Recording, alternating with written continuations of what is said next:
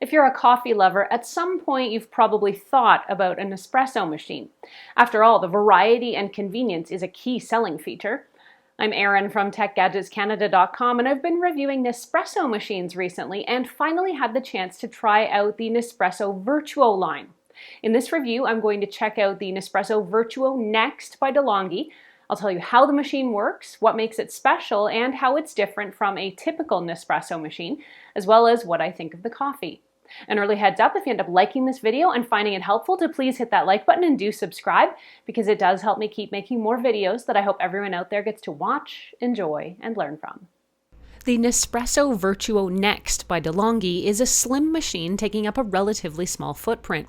This espresso and coffee machine uses Nespresso's Virtuo capsules, which are a bit different than the standard Nespresso capsules. These are bigger and wider and come in different heights according to what type of coffee they're making. The machine has a 1-liter water tank and a discard bin that'll hold up to about 10 used pods. It's probably a good idea here to divert for just a sec and talk about the difference in coffee pods and machines. Nespresso launched the Virtuo line in about 2014, apparently as a way to lure more North American coffee drinkers who are less about espressos than they are about full-size coffees and maybe even the good old Canadian double-double. Virtuo coffee pods have special barcodes on the pod that carry specific instructions for how each coffee is to be extracted. The Virtuo lineup offers drinks in 5 sizes, from a single espresso to a double, a 5-ounce Gran Luongo or an Americano, an 8-ounce mug coffee, or a 14-ounce Alto. Worth pointing out here is that you're not supposed to adjust the drink for yourself.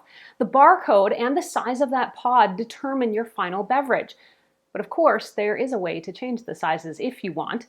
You can check out my video here on the channel. I show you exactly how to do it. By the way, if you want to learn more about some of the differences in the original line and the Virtuo line here, I have a much more detailed comparison, and that, of course, is right here on the channel as well. Let's get back to our Virtuo Next. A key differentiator with the Virtuo line here is that a machine like this one will use centrifugal force to extract the coffee.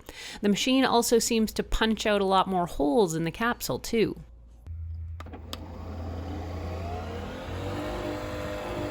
The Virtuo Next spins the coffee pods with water at about 7,000 RPMs, and I think that's supposed to be impressive. From what I understand, this force gets the grounds more saturated faster, resulting in a more fully brewed coffee in less time.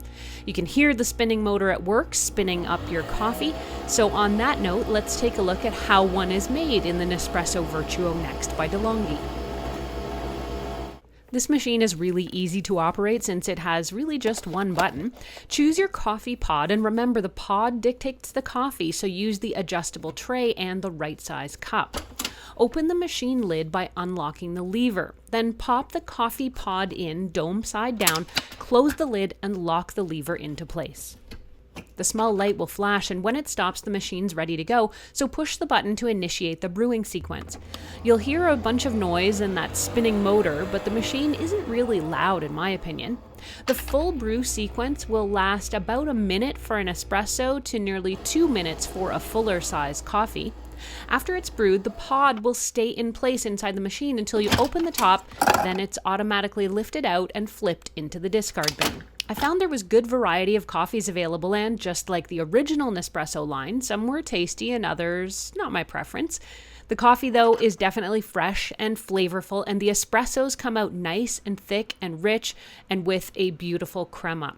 I've really been enjoying the Nespresso coffee experience over the last couple of years, and I continue to be happy with their coffee. Let's talk temperature. Coffee is supposed to be hot, right? Not so fast. We tend to brew our coffee here in North America with boiling water, since the temperature can help extract the flavors and the coffee oils a little bit easier. But very hot water can make your coffee bitter. You're probably familiar with cold brew coffee, which essentially replaces heat with time, letting the ground coffee sit in cold water for up to 24 hours to extract the same flavors without the bitterness or the acrid taste. For that reason, the Virtuo line uses a slightly lower temperature when making coffee, and here all those rotations help saturate the grounds faster, so not as much heat is needed. Now, for some people, this is a significant problem. Coffee that comes out of the machine at any temperature other than volcanic may not be as enjoyable. I guess temperature and taste preferences are very individual, so whether a slightly cooler but more flavorful and less bitter brew will be enjoyable for you is definitely a matter of taste. For me, I found there were still some Vertuo coffee roasts that did taste bitter, and at the same time, I didn't notice a big difference in temperature from the Vertuo machine to the original machine. I did take the temperatures of the espressos the moment they finished in each machine, and the original Nespresso temperature was only marginally higher than the Vertuo. The Vertuo line seems to pride itself on being a bit more tech-savvy, the barcode system and all. It also lets you connect your machine to the Nespresso app. Why, though, seems to be a bit of a mystery. It doesn't seem to make any additional features available for the machine. At most, it seems to be maybe a slightly more convenient place to order capsules from. In my opinion, it would be pretty cool if you could somehow interact with your machine to adjust the drink sizes to your own personal taste inside the app and then have them spit out of the machine appropriately. But that's not what this technology appears to be about, so I will put that on my wish list for the future and leave it at this. While the machine may appear to have some smarts, it really doesn't. Before we wrap up, let's touch on the cost of Nespresso pods. The price of these Vertuo pods does vary a little more than the original. Not surprising, I guess, since you might be getting different sizes of beverages from them.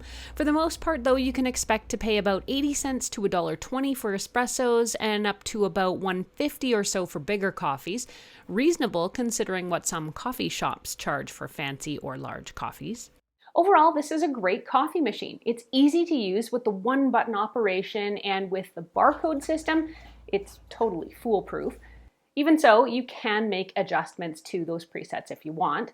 The machine is pretty quiet and has a relatively small footprint. Being able to brew both coffee and espresso in one machine makes it versatile, so you don't need space for multiple machines. Downsides? Kind of hard to see any. I suppose you could say that it does take a bit longer to make your morning coffee, but it's hard to crack on that since it's taking longer to brew a larger cup. Some folks have complained that the coffee is just not as hot as the espressos the original machines put out, but I didn't really notice a discernible or unpleasant difference. In short, if you're looking for a compact, do-it-all machine with great coffee options, I think you'll be pretty pleased with the Nespresso Vertuo Next by Delonghi. The Nespresso Virtuo Next by Delonghi sells for about 219 Canadian dollars, but the prices can vary quite a bit depending on the color you're looking at and where you're shopping for it. If you want to read this review or reference any of the stuff I've talked about here today, head over to techgadgetscanada.com where I've got a full write-up posted. There you can ask me any questions you have about these coffee makers. You can also post any questions you have right here in comments below. I'm Erin. Thanks so much for watching. Did this video help you, by the way? If it did, please mash that like button and consider becoming a subscriber, because it does help me keep making more videos that I hope everyone out there gets to watch, enjoy, and learn from. Until the next time, you can find me on either Twitter or Instagram. I'm at ErinLYYC. You can also always catch me through Facebook at facebook.com/techgadgetscanada.